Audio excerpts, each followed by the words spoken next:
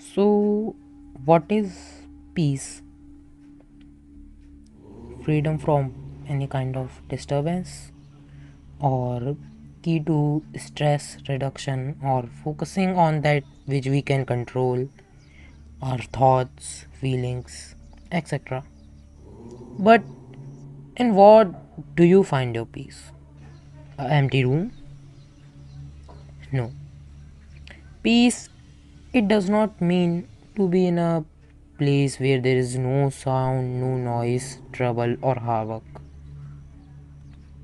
Peace is living in a moment that you can choose and not to allow another person or even to control your emotions, your feelings, etc. So, in simple words, what if we say peace is something that satisfy you, really satisfy you? And what satisfy you?